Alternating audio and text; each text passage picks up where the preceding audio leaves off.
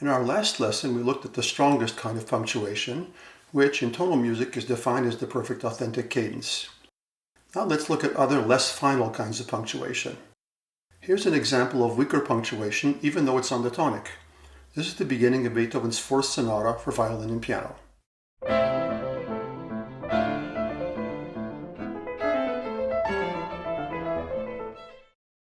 Measures 7 and 8 here clearly create some kind of punctuation, moving from 5 to 1. After saying on the tonic pedal until measure 5, the bass is mostly conjunct until the end of measure 7, where the octave leap from E to E underlines the punctuation. But notice that the right hand in the piano isn't quite as final as the violin line. On the beat, we have the third of the tonic chord, and rhythmically it keeps going, only stopping on an upbeat. This is called an imperfect authentic cadence. An imperfect authentic cadence is like a perfect authentic cadence, but where the upper voice ends on the third or the fifth of the tonic chord. Occasionally we also see another kind of imperfect authentic cadence, where the 5 is inverted. Again, this weakens the finality of the punctuation. These mitigating factors send a message to the listener that they've arrived at an important punctuation, but... We call this kind of punctuation yes, but. In the same way that a novel shouldn't resolve everything in its first paragraph, since the reader would have no reason to go on reading, music often needs punctuation that's mitigated, maintaining some suspense for the listener. This is absolutely critical in any large form, in any style. If punctuations are too strong, the music loses its forward momentum, and the listener's interest will lapse. The number of subordinate levels of punctuation depends on the length of the piece. A 20-minute movement from a Mahler symphony will have more levels of punctuation than a 1-minute piano prelude by Chopin. Within a section, there will be phrases, perhaps groups of phrases, if the section is long enough. Just to be clear, in music the word phrase has a slightly different meaning than in language. A musical phrase is more the equivalent of a sentence in language. Individual phrases within groups of phrases often end with less decisive punctuation. These weaker punctuations signal to the listener that there's more to come. Here's an example from Mozart's Quartet in B-flat major, K458, the first section of the minuet.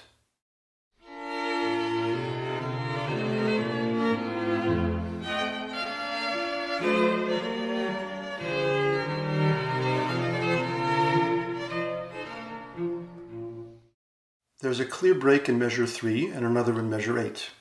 The one in measure 3 ends on the dominant instead of the tonic. This is called a half cadence. The one in measure 8 is a perfect authentic cadence. Notice once again the behavior of the bass line. The first phrase is conjunct until the cadence. After that there are more leaps, mainly sixths and thirds, until the bass in the final bars at last leaps from 5 to 1. The leap of a fourth underlines the cadence. Because these two phrases in the Mozart minuet form a little section, ending with the reduction of the texture in measure 8, there's almost a sense of question and answer. The weaker first cadence let the music breathe, but also suggests that it isn't an ending. The second cadence, being stronger, acts like the end of a paragraph of prose. A phrase itself can often be subdivided into smaller segments, sometimes called phrase members, like the clauses in a spoken sentence. Looking at the second phrase here, the motive that's presented starting at the end of measure 3 is first repeated in sequence, and then continues in a more flowing way until the cadence in measure 8. These smaller units are phrase members. They're distinguishable units, but don't stop either harmonically or rhythmically. This example illustrates something important. While there are fairly precise names for the most common kinds of punctuation, like half cadence, perfect authentic cadence, etc., and while theorists are quite strict about what constitutes a cadence, music often breathes in more subtle ways. We would not call the downbeat in measure 4 a cadence, but it does mark a meaningful little segment of the phrase, defined by the rhythmic motive. There are other kinds of cadences. Here's a common example from the first movement of Mozart's Clarinet trio, K498.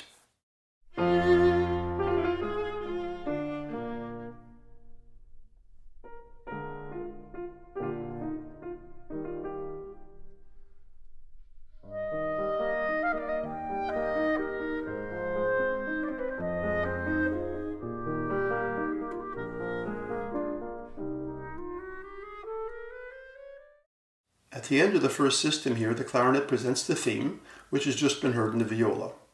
Just before the clarinet entry, we have a strong, imperfect authentic cadence in the piano.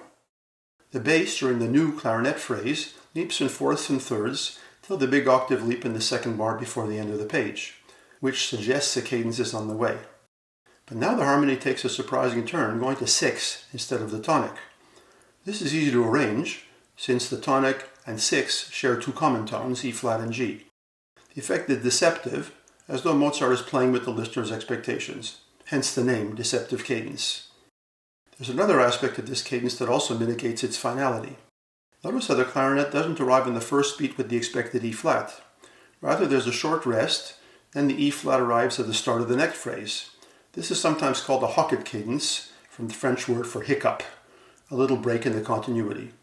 Again, a kind of yes, but. It is possible to create punctuation from rhythm alone. There's a common kind of interruption where the harmony is definitely not final, but where an important pause creates a moment that combines breathing with suspense. Here's an example from the first movement of Haydn's Symphony No. 99.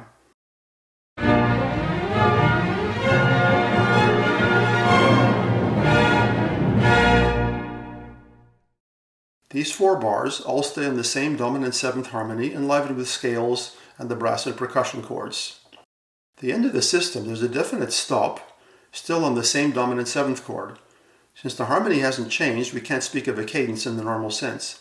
But there's no doubt that this is an important, memorable punctuation in the music's flow, created entirely by the abrupt stop in the rhythm. This is called a Scizora.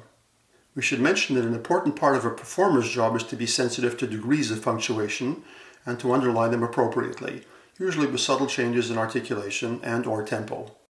To sum up, the most important thing to understand about musical punctuation is its hierarchy. Having many degrees of punctuation allows the listener to better orient themselves in the form. The yes but technique is a powerful way of maintaining the listener's interest.